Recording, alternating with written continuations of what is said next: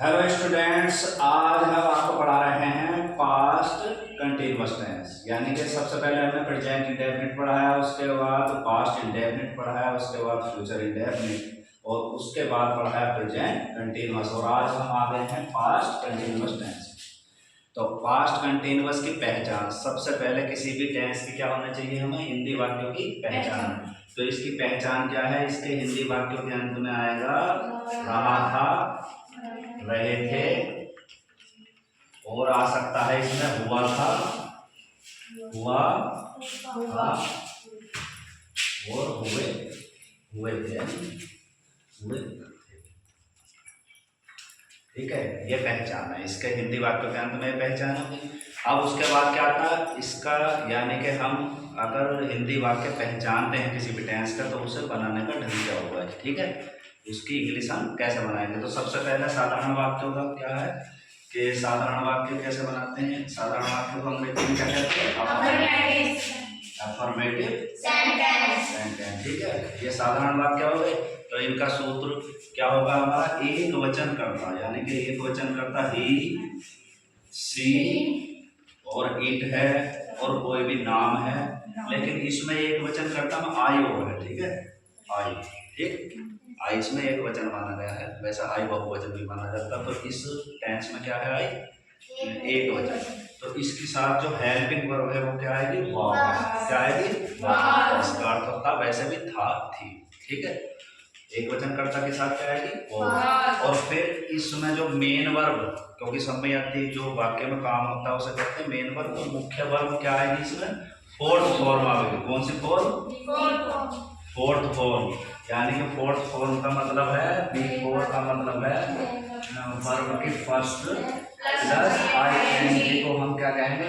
B four. यानी कि जहां भी बी फोर लिखूंगा और ये समझ लो तो मेन वर्ब के फर्स्ट में आईएनजी। ठीक, आईएनजी क्यों लगेगा? क्योंकि इसका अर्थ है रहा, क्योंकि इसमें रहा या हुआ एक ही बात है। जैसे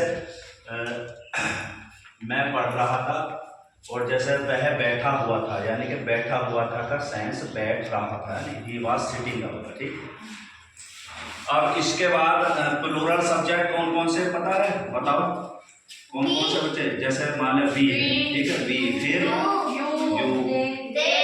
और दे। ठीक है, और द गर्ल्स, यानी कि ये बना देते हैं हम एस लगा के द,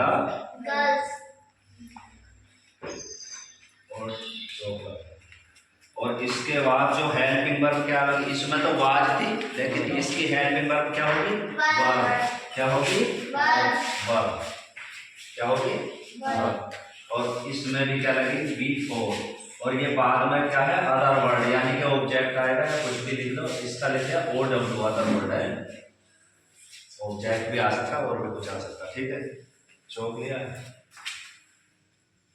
अब ये देखो, अगर हम इसका निगेटिव बनाते हैं तो जल्दी बताओ क्या बढ़ेगा इसमें? केवल नॉट। किसके बाद? हेल्पिंग वर्ब है। ये तो पता ही है, हेल्पिंग वर्ब किसी भी टेंस की क्या हेल्प करती है? समय को बताती है। जैसे वाज माने था, तो इसका मतलब पास्ट का जिक्र हो रहा है इसमें। ठीक, तो निगेटिव में ये सब हम एक वचन लिखेंगे, आई, ही, सी और इट, और ये क्या है? और इसके बाद वाज नॉट आएगा। क्या आएगा? Was not. फिर क्या आएगा? B four. ठीक है, इसके बाद प्लूरल हमारे सब्जेक्ट क्या है? वी, यू,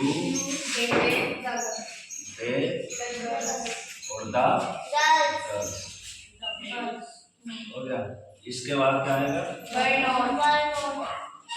क्या आएगा? वन, यानी कि WER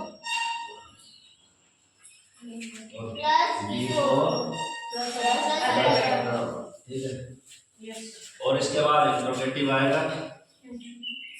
इंट्रोगेटिव सेंटेंस कौन सा? जब क्वेश्चन वर्ड वाक्य का शुरू में क्वेश्चन वर्ड होगा तो हेल्पिंग वर्ब शुरू में आएगी। यानी कि इनकी हेल्पिंग वर्ब, अब एक ही सूत्र लिख रहे हैं।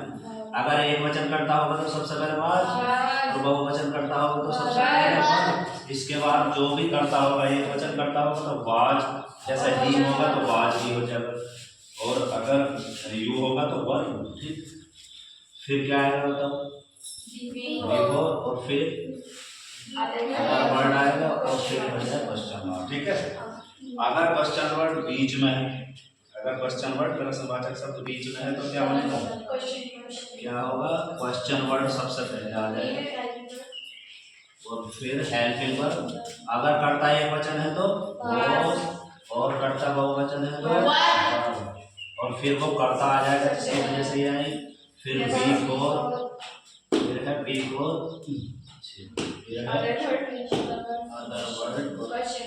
ठीक है, अब चलो हमने इतने बना दिए, अब जो हम इसके सेंटेंसेस भी करना है। ठीक है, इसके आधार पर हमने ले लिया आई। चलो, यानी कि मैं पढ़ा रहा था, I was teaching, I was teaching।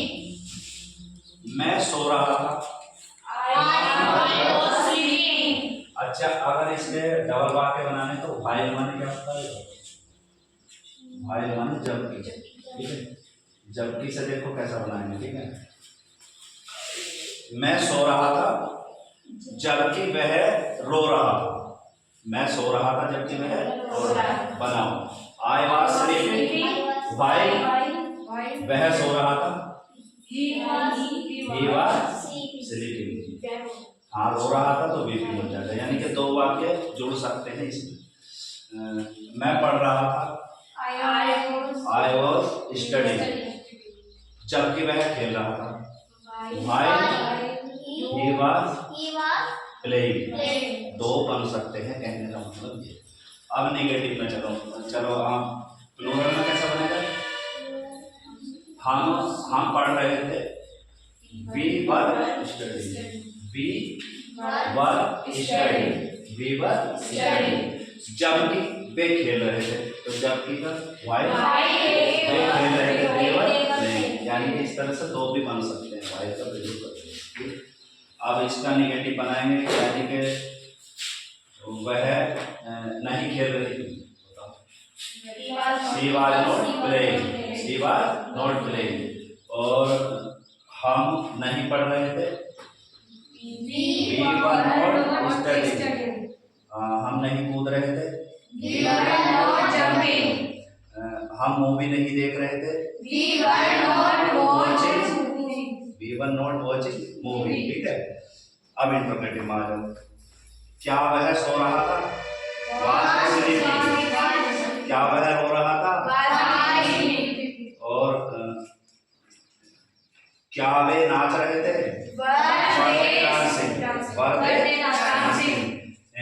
क्या वे हंस रहे थे, ठीक है। क्या वे नहीं हंस रहे थे, क्या वे नहीं हंस रहे थे, फिर क्वेश्चन वर्ड बीच में आएगा तो उसके अंदर गिरेंगे, यानी कि वह क्यों मुस्कुरा रहा था, वह क्यों मुस्कुरा रहा था, क्यों के अंदर चिल्लाओ भाई, वह क्यों मुस्कुरा रहा था, why was he smiling। वह क्यों रो रहा था, why was he weeping। वह क्यों सो रहा था, why was he sleeping। वह क्यों डर रहा था, why was he fearing। ठीक है, fear माने डरना होता।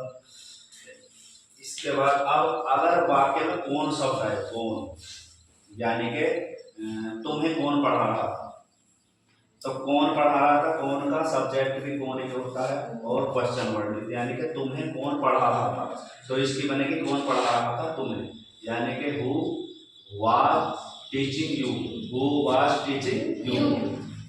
तुम्हें कौन धमका रहा था, who was scolding you। उसे कौन बुला रहा था, who was calling him, who was calling him। उन्हें कौन धकेल रहा था, who was pushing them। यानी बस इसी तरह से बहुत सारे वाक्य बन सकते हैं।